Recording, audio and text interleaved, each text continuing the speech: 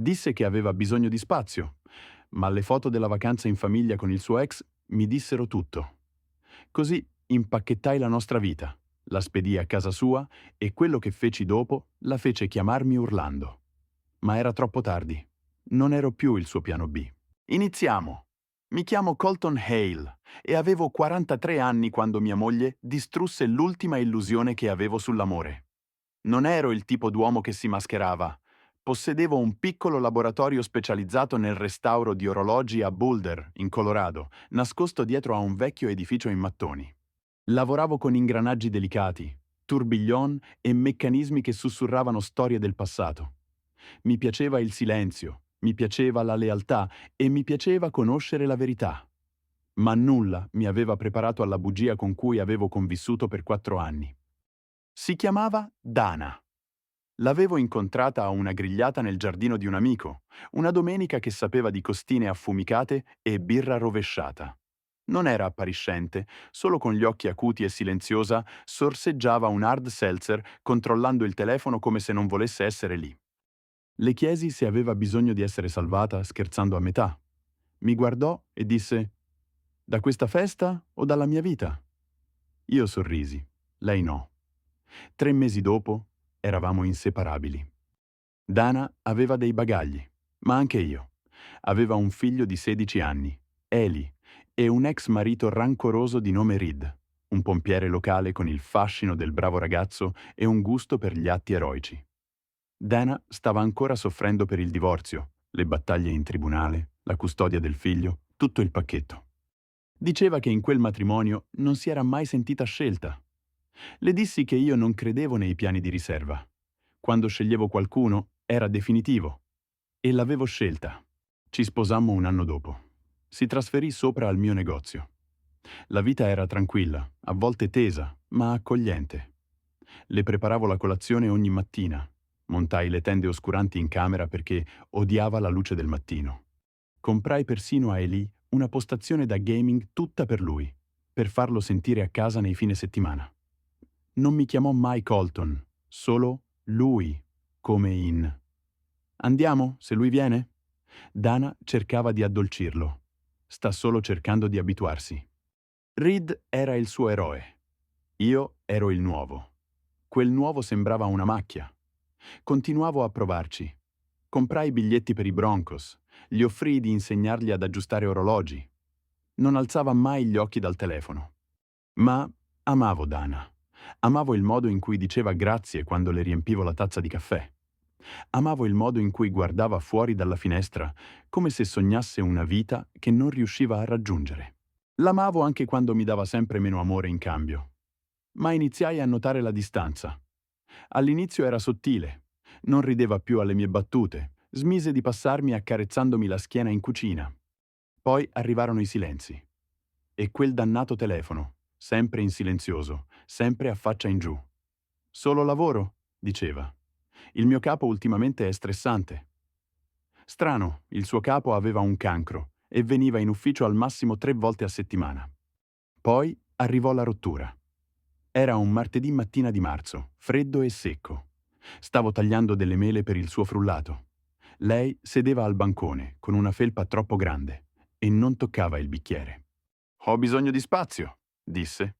Così, senza nemmeno guardarmi negli occhi. «Che tipo di spazio?» chiesi. Esitò.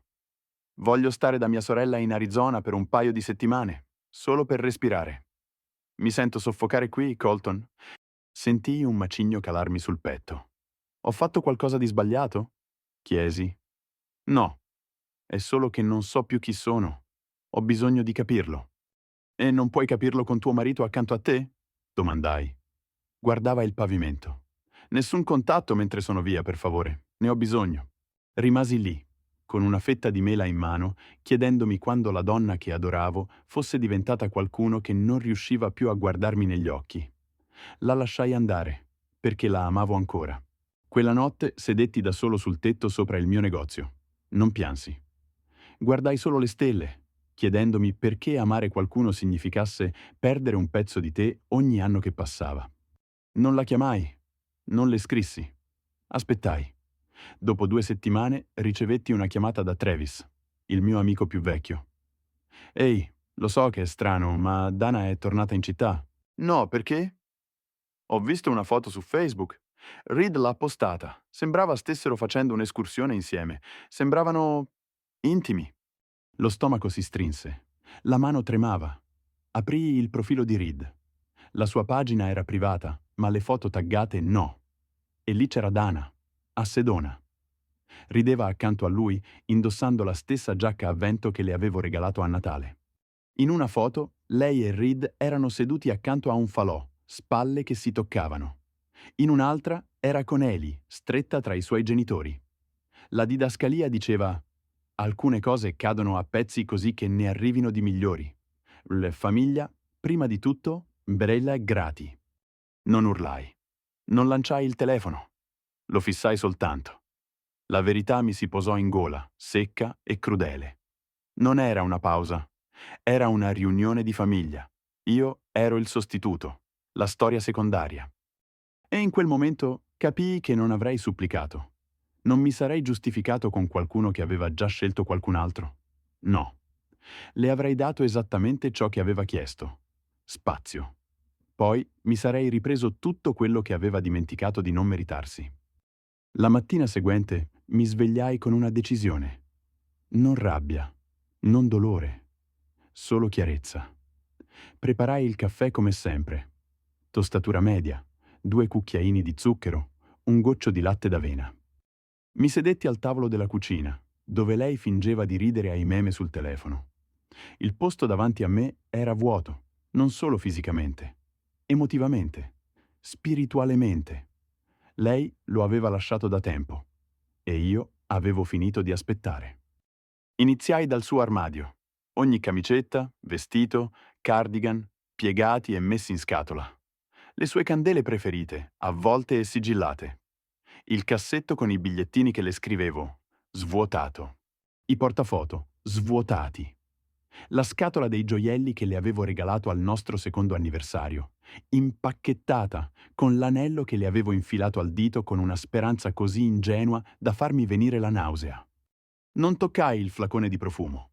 Quel profumo infestava ancora le lenzuola, ma lo misi comunque nella scatola. Se doveva ricreare la vita perfetta con il suo ex, poteva farlo con il suo vecchio odore. Quando sigillai l'ultima scatola, scrissi sopra: per la donna che aveva bisogno di spazio. Le portai le scatole direttamente a un corriere. Consegna espressa, firma richiesta. Destinazione: casa di sua sorella in Arizona. Perché è lì che aveva detto di essere. Entrambi sapevamo che non era vero, ma le sarebbero arrivate comunque. Tornai a casa nel silenzio. Ma non era più un silenzio pesante.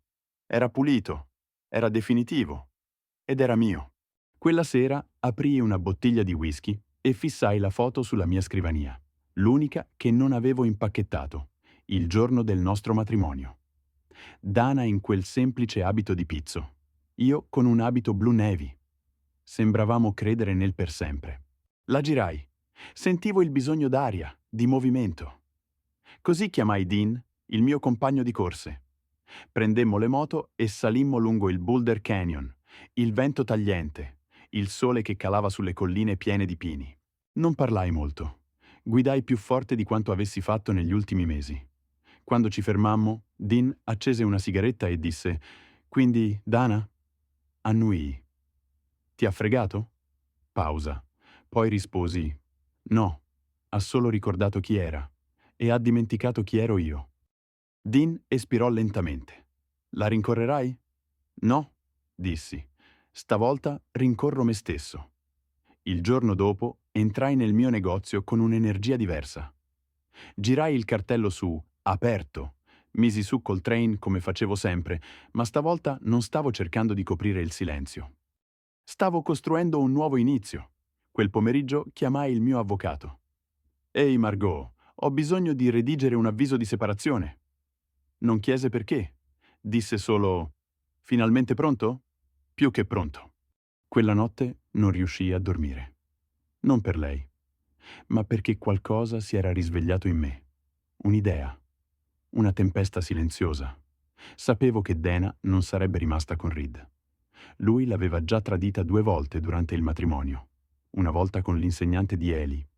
Era affascinante, ma come un fiammifero, veloce ad accendersi, più veloce a spegnersi. Lei stava vivendo un ricordo di ciò che erano stati, non la realtà. E quando quell'illusione si sarebbe incrinata, sarebbe tornata strisciando. Ma io non sarei stato lì ad aspettarla. No, me ne sarei andato da tempo. Avrei voltato pagina in ogni senso. E non sarei solo andato avanti. Avrei brillato, in un modo che lei non avrebbe mai potuto ignorare. Passarono 3 settimane. Smettei di controllare il suo Instagram. Smettei di aggiornare le foto taggate di Reed. Smettei di chiedermi se avrebbe chiamato. Invece, ampliavo il negozio. Comprai un nuovo pulitore a ultrasuoni. Assunsi un assistente part-time di nome Harper, una brillante ex studentessa di orologeria di 29 anni, capace di rimontare un meccanismo a occhi chiusi. Andammo subito d'accordo. Non in modo romantico, ma come un vero legame umano. La sua energia era contagiosa. Faceva domande, faceva battute, mi spingeva a provare nuove idee per il marketing del negozio. Per la prima volta dopo anni non mi sentivo trascinato. Stavo costruendo. Tornai persino a sorridere, finché una sera, mentre chiudevo, il telefono vibrò. Numero bloccato. Quasi non risposi, ma qualcosa mi spinse a farlo. Colton? La sua voce, dolce, familiare. Dana? Ho ricevuto le scatole. Lo so. Pausa lunga. Non dovevi farlo. L'ho fatto. Perché? Perché hai chiesto spazio, te l'ho dato, fino all'ultimo paio di calzini. La sua voce si incrinò. Non pensavo che sarebbe sembrato così definitivo. Strano, io non pensavo che il tradimento potesse sembrare così familiare. Silenzio. Poi, non è quello che pensi. Allora aiutami. Non eri in una baita con Reed ed Eli? Sorrisi? Abbracci? Hashtag famiglia? Non era previsto. Eli voleva che fossimo tutti lì. È stato Reed a cercarmi per primo. Mi ci sono ritrovata in mezzo. Ti sei dimenticata di essere sposata? No, solo che avevo bisogno di tempo. Per tradire. Non rispose. Quella fu la risposta che mi serviva. La mattina dopo si presentò. Aprii il negozio e la trovai fuori. Le braccia incrociate, gli occhi gonfi, indossava la felpa che le avevo comprato nel nostro viaggio a Seattle. Possiamo parlare? Chiese. Non credo ci sia più nulla da dire. Colton, ho sbagliato. Reed è stato un errore. Lo è sempre stato. Ora lo vedo. Ma quello che avevamo era reale. No, Dana. Quello che avevo io era reale. Tu avevi opzioni. Sbatté le palpebre. Le fece male. Bene. Sono venuta per chiederti scusa, sussurrò. Sono sicuro che lo sei. Voglio rimediare. Allora costruisci una macchina del tempo, dissi rientrando, perché non fai più parte del mio presente. Non bussò più. Restò fuori dal mio negozio per altri 5 minuti, come se aspettasse che cambiassi idea. Non lo feci. Alzai il volume della musica e iniziai a lavorare su un Jagger vintage degli anni 40. Uno di quei pezzi che richiedeva attenzione, la stessa che un tempo avevo dato al nostro matrimonio. Alla fine sentii la sua auto andarsene, silenziosa, quasi con vergogna. Era un venerdì e quella notte restai a dormire in negozio, non per dolore, ma per scelta. Harper restò con me. Sistemammo l'inventario mentre ascoltavamo vecchi dischi soul. Non mi chiese nulla di Dana. Non ne aveva bisogno. Sapeva. Sei diverso questa settimana, disse verso le 9 di sera, pulendo delicatamente la cassa di un cronografo. In che senso? Non stai lavorando per dimenticare? Stai lavorando per costruire. Aveva ragione. Nel mese seguente tutto cambiò, non solo dentro di me, ma anche attorno a me. Iniziarono a girare voci. Un blog di lifestyle di lusso pubblicò un articolo sui laboratori nascosti di orologeria in America e il mio era terzo in classifica. Arrivarono email, collezionisti, appassionati benestanti. Perfino una troupe televisiva mi chiese consulenza per una serie ambientata negli anni 60. Dana non aveva mai creduto in tutto questo. Diceva sempre: «È bello che tu abbia un hobby che paga, Colton». Come se fossi un omino buffo con le pinzette e dei sogni. Non capiva che non stavo solo trafficando, stavo restaurando eredità. Ma adesso? Adesso non stavo solo sopravvivendo senza di lei, stavo risorgendo. E lei lo notò. Iniziò con messaggi casuali. Ho visto l'articolo. Orgogliosa di te. Eli ha detto che il tuo negozio è comparso nel suo feed Instagram. Strano, vero? Sei sempre stato meglio di quanto ti abbia mai dato credito. Non risposi. Mai. Poi arrivò l'email. Lunga, emozionale, piena di scuse e frasi come «Non sapevo cosa avevo» e «Mi manca il modo in cui rendevi il mondo sicuro». Scrisse perfino «Ho detto a Reed che è finita. Non sarei mai dovuta tornare indietro. Ora lo capisco. Mi avrebbe distrutto qualche mese prima, ma ora?» La inoltrai al mio avvocato e aggiunsi una sola riga. «Procedi per separazione totale, nessuna trattativa». Lei aveva fatto il suo letto. 3 settimane dopo ci riprovò. Stavolta si presentò a una galleria d'arte dove ero stato invitato come espositore. Il mio negozio aveva donato un orologio militare della Seconda Guerra Mondiale restaurato per un'asta di beneficenza. Era il mio primo passo pubblico in un mondo che lei aveva sempre detto fosse troppo grande per me. Indossavo un abito nero, ben rasato, una sicurezza che non mi vedeva addosso dal giorno in cui ci conoscemmo. Lei indossava il rosso. Sempre lo faceva, quando voleva avere il controllo. «Colton», disse, scrutando la folla come se avesse paura che qualcuno ci vedesse insieme. «Non sapevo che saresti stato qui». «Sì, lo sapevi», risposi calmo, sorseggiando bourbon. «Seguì la pagina del negozio. Abbiamo postato l'evento 2 giorni fa». Arrossì. «Possiamo parlare in privato?» Mi avvicinai appena, quanto bastava per farle credere che potessi dire sì. Poi sussurrai: «Questo è privato. Sei l'unica in questa stanza che non si è accorta di non essere invitata». Fece un passo indietro come se l'avessi schiaffeggiata. Prima che potesse dire altro, apparve Harper al mio fianco. «Tutto a posto, Colton?» chiese. Gli occhi di Dana si abbassarono verso di lei. Più giovane, più intelligente, in piedi con sicurezza in una tuta blu scuro, totalmente indifferente alla sua presenza. «Perfetto», risposi, prendendo Harper per il braccio. Era solo un fantasma. Dana se ne andò. Noi ce ne andammo senza voltarsi. Quella notte Harper non fece domande. Bevve champagne con me sul tetto del negozio, sotto le luci Edison e le stelle del Colorado. Non mi chiese di aprirmi o di fare promesse. Mi lasciò solo respirare. «Ti penti mai di averla sposata?» chiese infine. «No», dissi. «Mi pento di ciò che sono diventato per cercare di tenerla». Passarono le settimane. L'estate lasciò il posto all'inizio dell'autunno. Dana iniziò a sgretolarsi. Sentii voci da amici comuni. Reed si era trasferito con un'altra donna, una paramedica del suo distaccamento. Eli era di nuovo freddo, risentito con Dana per aver rovinato la riunione familiare. Lei si trasferì in un piccolo appartamento fuori Phoenix e provò ad aprire un blog di lifestyle. Fallì. Una notte, intorno a mezzanotte, ricevetti un messaggio da un numero sconosciuto. «Ho visto le foto del nuovo laboratorio. Sembri felice. Mi manca quel sorriso». Bloccai il numero senza rispondere. Perché ecco la verità che nessuno ti dice sul tradimento. A volte la vendetta migliore non è un'esplosione fragorosa. È il lento, silenzioso, innegabile successo di qualcuno in cui non hai mai creduto. È guardarli risalire mentre il tuo mondo si restringe. È rendersi conto troppo tardi che l'uomo che hai scartato è diventato l'uomo che non meriterai mai più. Era una mattina frizzante di ottobre quando arrivò la lettera. Busta spessa, con filigrana legale. Il mio nome stampato ordinatamente sul davanti. Sapevo già cosa fosse. Dentro c'era una contropetizione di divorzio dell'avvocato di Dana.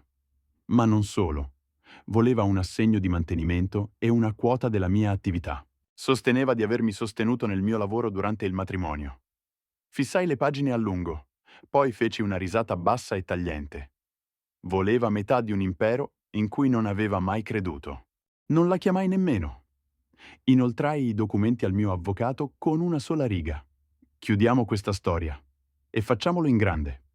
2 settimane dopo, il mondo di Dana iniziò a crollare. Il mio avvocato presentò una mozione con prove allegate. Foto, post sui social, orari precisi, perfino screenshot delle sue didascalie dalla vacanza in famiglia. La narrazione era chiara. Non aveva solo chiesto spazio, lo aveva usato per riaccendere una storia con il suo ex. E io avevo le prove. All'inizio provò a negare, ma al giudice non interessavano le emozioni, solo i fatti. E i miei erano a prova di bomba. Risultato? Non ottenne nulla. Nessun assegno, nessuna quota dell'attività, nemmeno il condominio che avevamo considerato nostro. La legge era dalla mia parte e la verità aveva fatto il lavoro pesante. Un mese dopo la sentenza, Dana si presentò al mio negozio per l'ultima volta. Sembrava piccola, stanca, consumata in un modo che nemmeno il trucco poteva coprire. «Ho perso tutto», sussurrò, ferma sulla soglia dove una volta mi aveva detto di aver bisogno di spazio. «No», risposi con calma. «Lo hai regalato tu». Trattenne le lacrime. «Avevo paura. Reed era sicuro, familiare. Non pensavo che tu saresti mai stato più di quello che eri». Poi deglutì. «Adesso sei tutto quello che mi sono sempre detta di non volere, perché pensavo di non riuscire a tenerti». Annuii. «Avevi ragione». E chiusi la porta.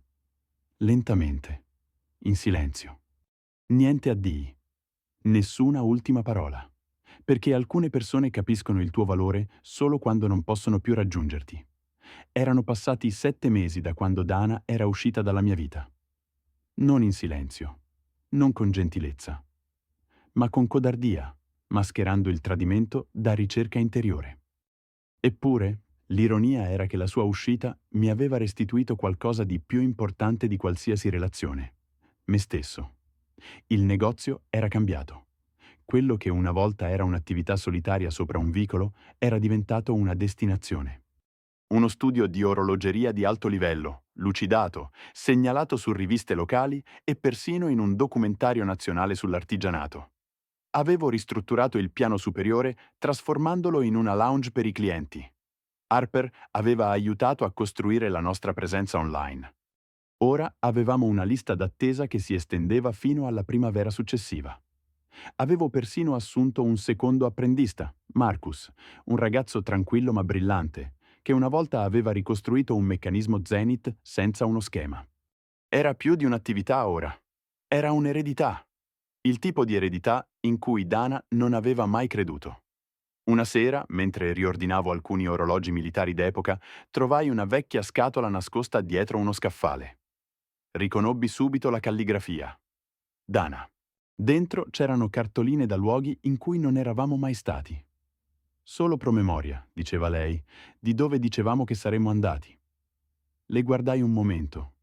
Roma, Parigi, Maine. Luoghi che avevamo sognato, ma mai pianificato. Luoghi dove probabilmente era andata con qualcun altro. Non provai rabbia, né tristezza. Semplicemente buttai la scatola nel cestino e andai avanti. Più tardi quella settimana partecipai a una serata di presentazione nella comunità, un misto di artisti, imprenditori locali e donatori. Mi chiesero di parlare brevemente della rinascita dopo un fallimento. In particolare di come avevo trasformato un cuore spezzato in un'attività di successo. Parlai poco.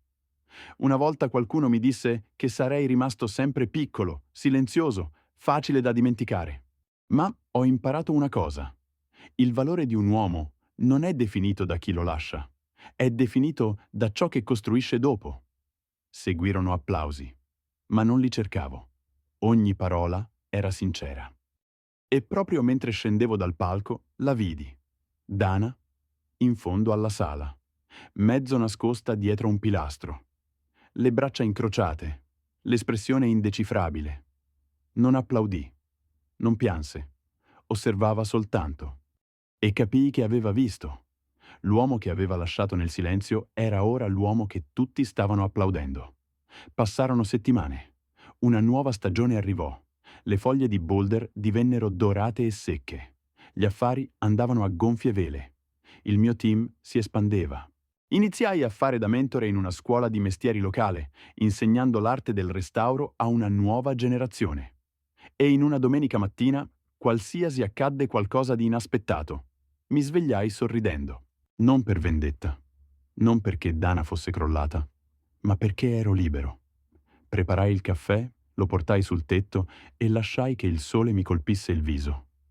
Harper arrivò mezz'ora dopo, ridendo per qualcosa sul telefono, con dei muffin ai mirtilli. Ci sedemmo in silenzio, comodi, sereni. A un certo punto mi chiese: «Pensi ancora a lei?» Scossi la testa. «No, ora penso a me stesso. E basta». Sorrise. «Bene, te lo meriti». E lo meritavo. Perché a volte la vendetta più brutale è diventare la versione di te stesso che loro non hanno mai creduto possibile e non lasciarli mai più abbastanza vicini da toccarla.